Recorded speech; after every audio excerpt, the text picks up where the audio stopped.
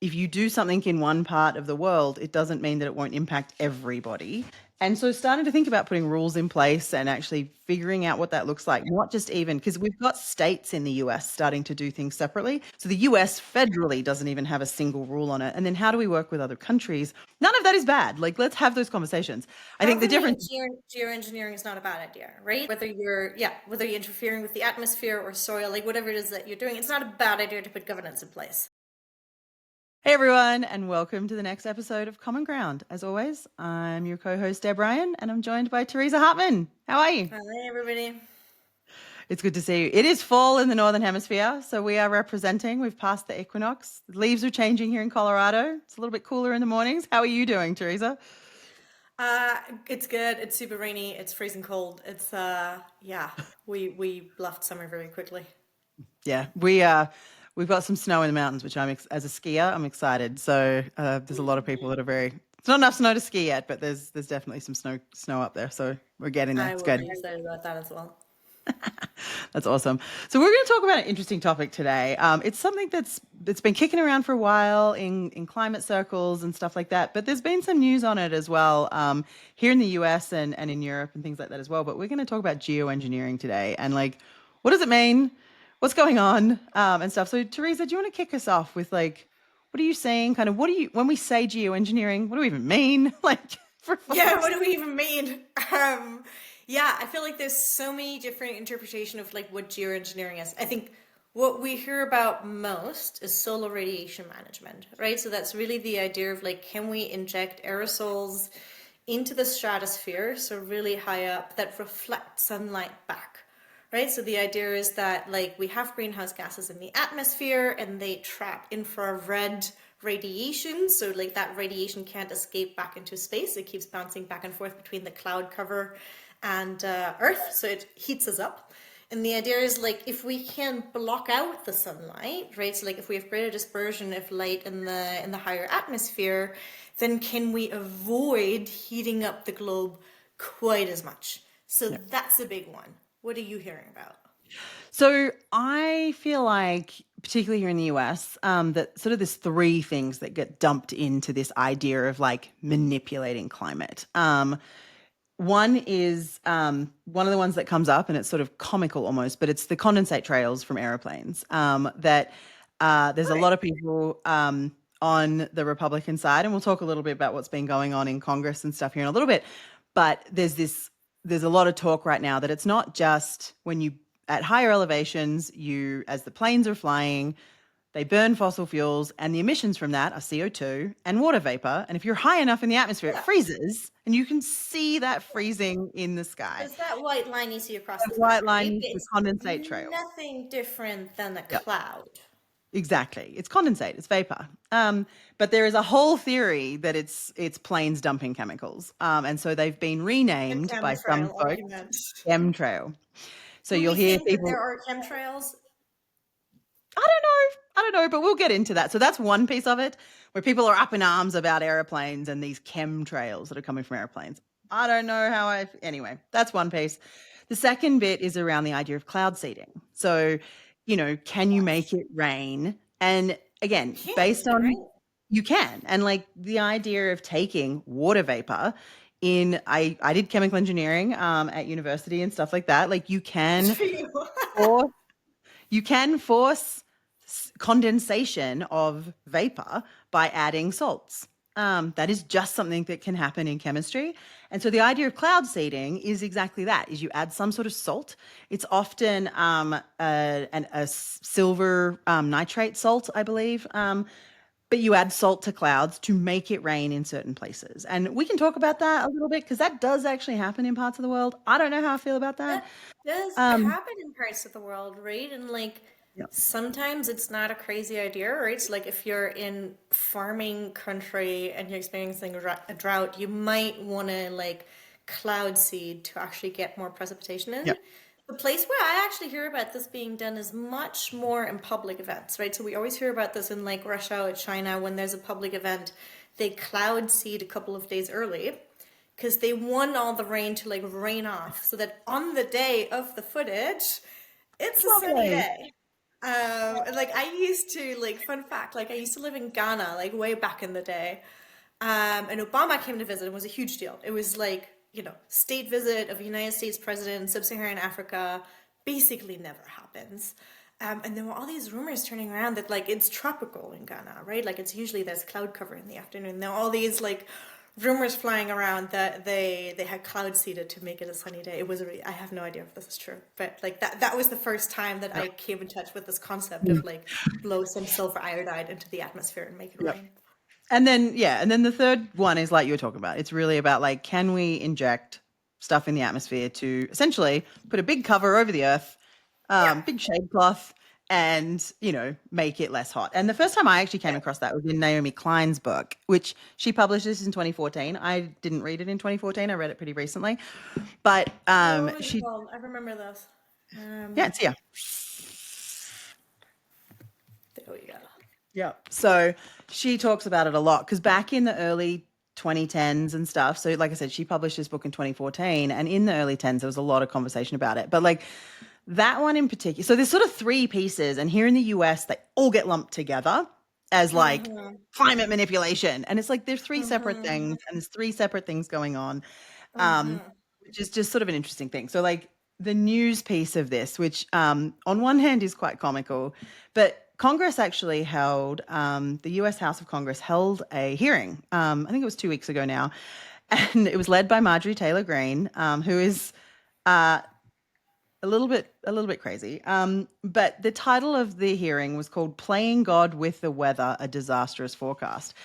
And so there's a lot of conspiracy theories floating around in the US about climate manipulation and some of this kind of stuff.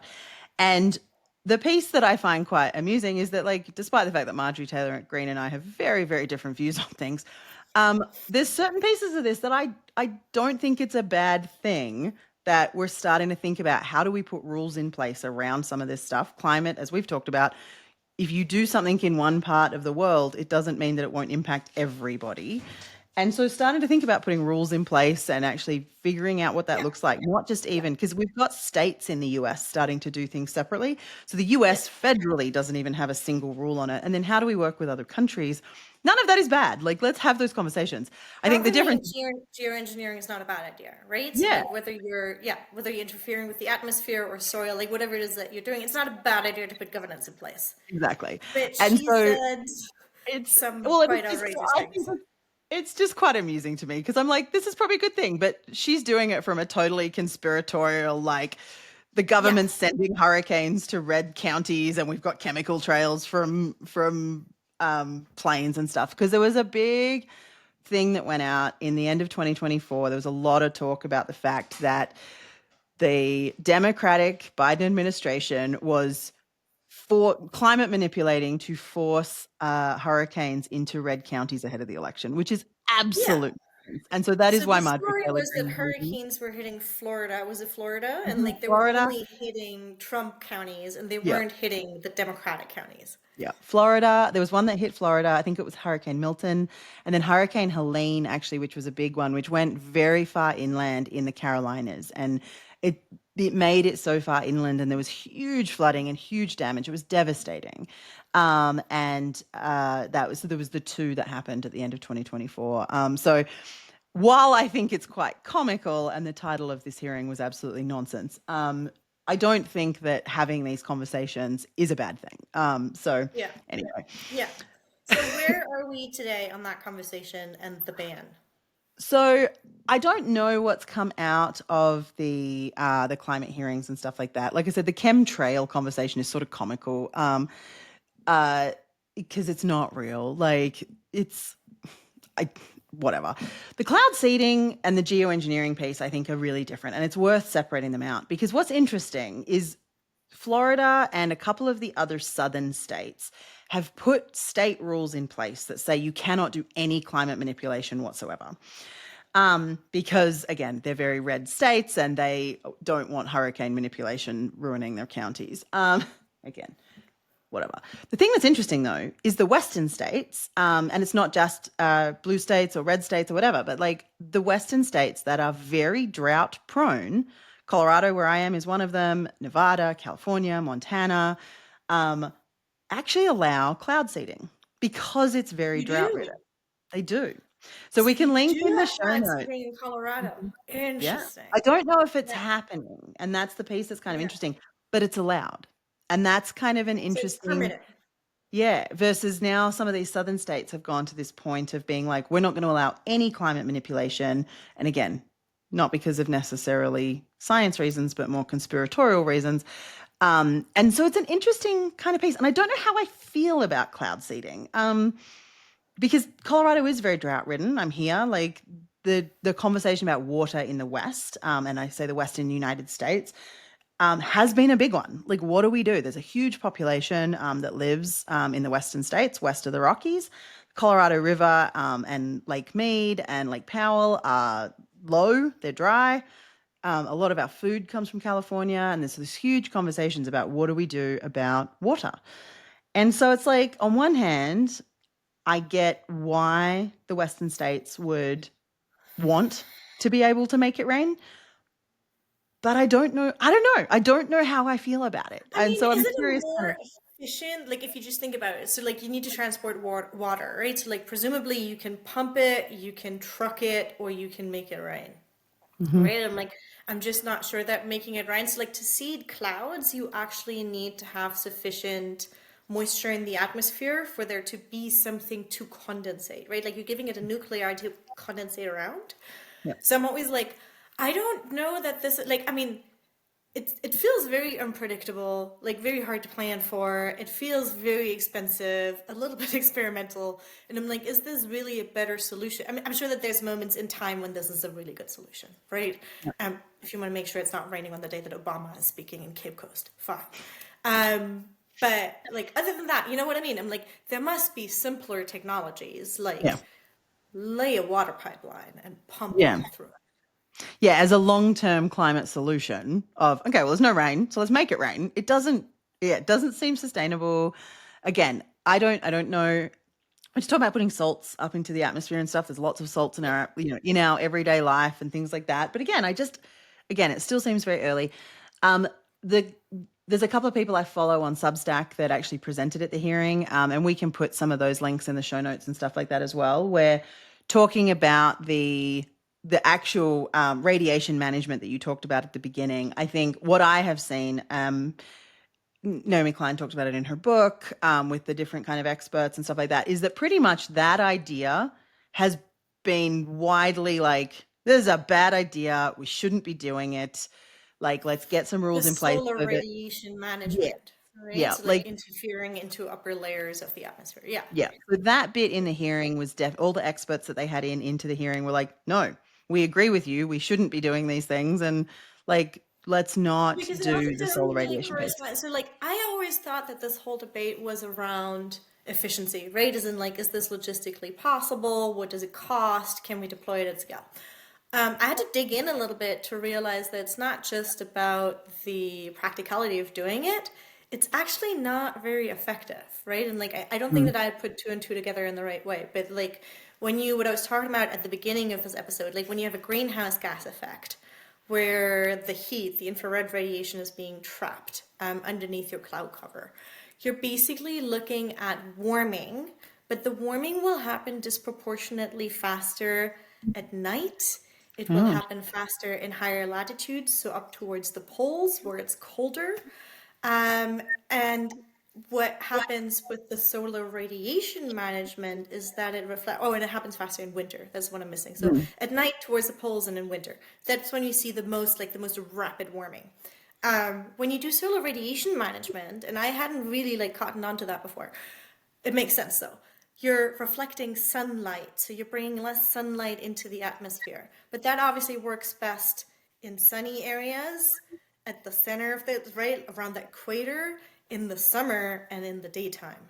So you Mm. actually have completely opposite patterns of like warming and then sunlight reflection. So like one does not at all correspond to the other. And like I think Mm. that's like a really important thing that's getting lost in the conversation, right? Is like, is this like we're talking about something as a solution and we're having this like ethical moral argument over like should we be interfering with our planet in that way, but it's not even a solution to the problem.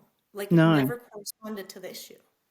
And it makes a lot of sense. And this, because this idea of like by putting something into the atmosphere, it's not like you can just do it in those sunny, hot places like over the deserts and some of that kind of stuff because it's an atmosphere. It's all going to mix, it's all going to swirl and things like that. Like, I mean, the other piece around this as well, like I don't know how I would feel constantly essentially having like some sort of layer where I can't see the stars and I can't see the blue sky, right? Potentially, and some of that kind of stuff. Like it's like Because you'd and have this more hazy you have this atmosphere, right? layer, Like, right? It's like stopping that.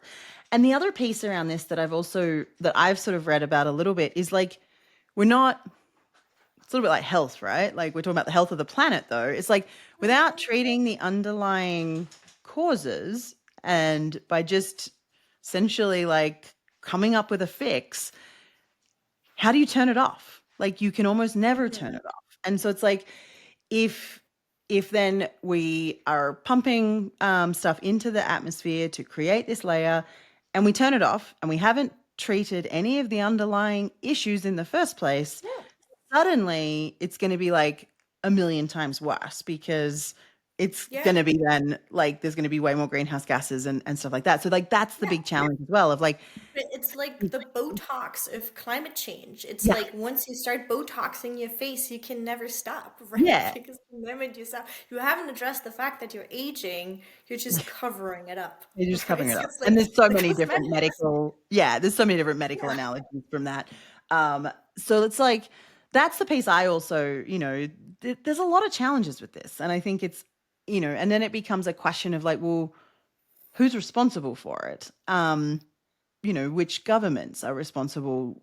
Who's going to pay for it? Like, what does that even look like, right? And you know, Yeah. we're we're in this position in the US. You and I talked about uh, we had a previous conversation about like Trump's position with the UN and stuff. So like when you have policy changes in countries that if there's an agreement right now about doing this kind of thing, what happens when administrations change and there's new leadership in different parts of the world and like you can't some of that's not fixed and guaranteed either. As a globe, we can't get agreement on anything right now. So why do we think we're going to be able to get an agreement about like geoengineering? I don't know. So there's challenges in that Yeah, space as like well. how will we govern a technology that Yeah. potentially affects the entire planet, Yeah. right? And like people around the world rather than just people in the country that administers that technology.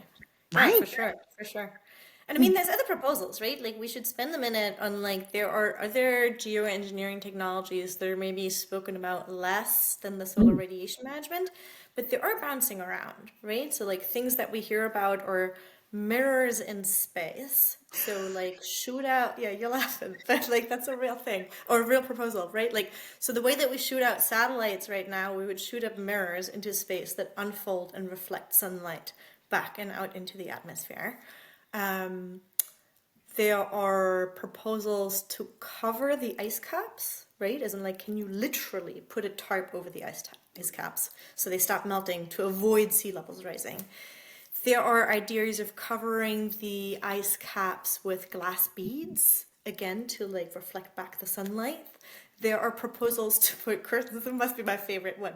There's a proposal to put underwater curtains that are fixed to the seafloor to avoid warm water getting to the poles and melting more ice, right? So like it doesn't stop at like should we inject aerosols into the atmosphere? Like this really goes into like should we be interfering with the seabed? Should we be covering ice caps? Should we be shooting mirrors into space, right? Like so there's all these ideas floating around and like to me they all feel a little bit escapist, right? Mm. Of like we're not addressing like what you just said, right? Like we're not addressing the causes of climate change, which are Yep. emissions, and like they're very easy to address. We know how to address those. And instead of like making technology shifts that we know and understand, like we know how to deploy renewable energy. Yeah. We know how to power a car with electric, right? Like we know how to do all these things. So instead of like leaning into technology pathways that we understand really well, we're exploring these very far out there technologies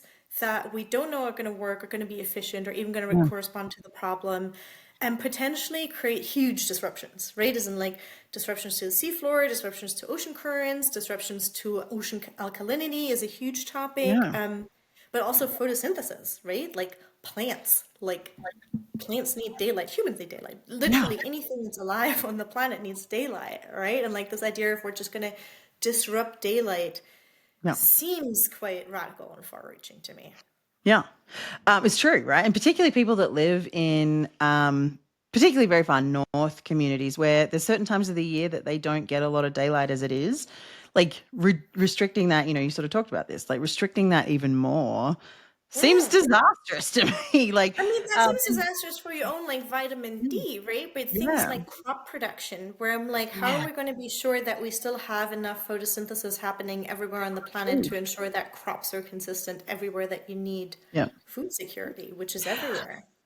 The ocean current piece is a big one as well because I think it's in terms of how stuff, whether it's like the currents moving things around, how like the Saharan dust like comes across the ocean towards the US. Like we are one whole ecosystem.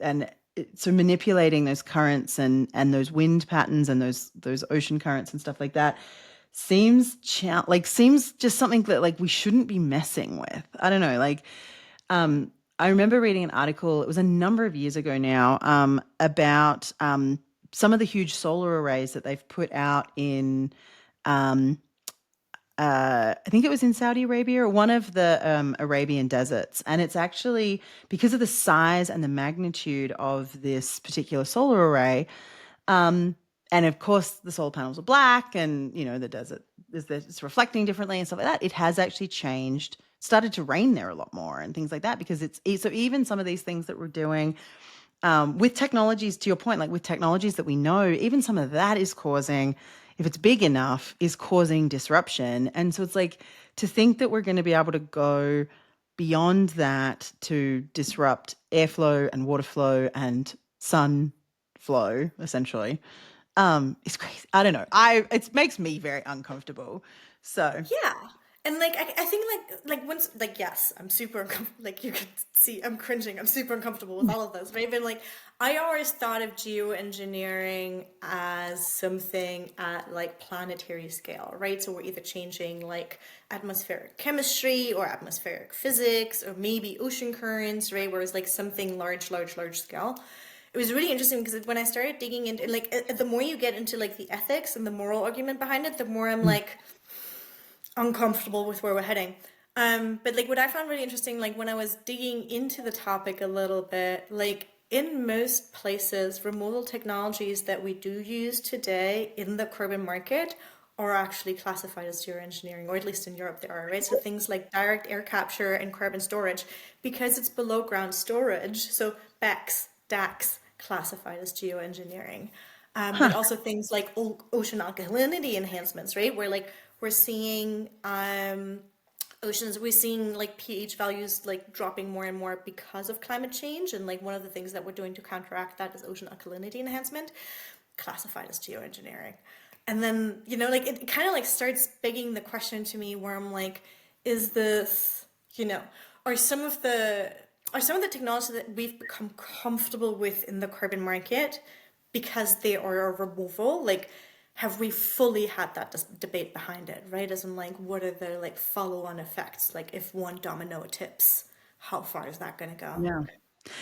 It's a really good point, actually, and it's not something that I had thought of, right? Because it's like the idea of like acceptable risk, and we've talked about this Mm-hmm. before, is like, okay, so yeah, if we do this one and if we just do it here, like then and suddenly you end up with things at scale because now we're like, oh, we do that all the time. We don't have to worry about that and stuff. So it's a really interesting um framing of that because it's where will that line be in terms of what is okay and what is not? Will there be a line? I don't know. Um, Mm-hmm. Yeah, like where will that line be, right? And like, I mean, there are plenty of like permitting issues, right, in the carbon market with like where can you store your CO2? Are you allowed to do geological storage? How far do you have to be from like cities and inhabited areas, right? So there's plenty of like permitting questions that are bouncing around, and like I know from some developers that do ocean alkalinity enhancements that it's been a difficult discussion to have with local authorities, but actually because they don't have regulation on it, as in like they haven't thought of it before. They don't know how to regulate it. So as a result, they actually don't have permits for like this is a bizarre situation, right? But like you're trying to get a fairly large industrial installation permitted and built, and there is no permit that corresponds to your case Yeah, it's because challenging. nobody's regulated it, right? Like what do you even do? Like not that it's a bad idea, but you can't build it because of this red tape. Yeah. That's crazy. And like you were talking as well about before we kicked off, like there's some stuff in Germany and in Europe maybe that people are also looking at. What's going on? I talked about some of the stuff that the US is talking about, but like what's going on over there? I think largely. So I think that geoengineering, like really like atmospheric scale engineering, is much less of a topic here, right? Like, or Mm. at least I hear much less about it. Generally speaking, I would assume that people are too risk averse to really like enter into that discussion. I think on the removals piece, like there are really like live and ongoing debates over like geological storage, right? As in like, do we Mm. want that? Is that safe? Is it going to leak out? Is it in old mine shafts? Are those actually sealed? You know, like you hear about leaks all the time. Yeah. But then like I think the really interesting piece to me that like sort of cropped up was that when I was looking at like the German environmental agency, so like the German version of the EPA, like their info pages around geoengineering, super interesting. They actually classify forestry, so like afforestation and soil carbon projects are listed as geoengineering because you're engineering the soil, right? Or you're engineering the forest, which is something where like to me, I mean like that's where the logic breaks off for me, right? Because I'm like Mm. that's ecosystem engineering. Of course we're intervening, of course we're managing the ecosystem, but it's at such a small scale, right? As in Yeah. like if I plant a few trees here, I don't think that there's a huge, I mean other than fixating carbon, I don't think that there's a huge effect, like a huge like atmospheric effect that you will feel over in Colorado. So I'm like, I think Yeah. that like I think those are the two extremes for me, right? Like so like very security, safety minded German regulator who's like very precise on like any single way that you might potentially be interfering with like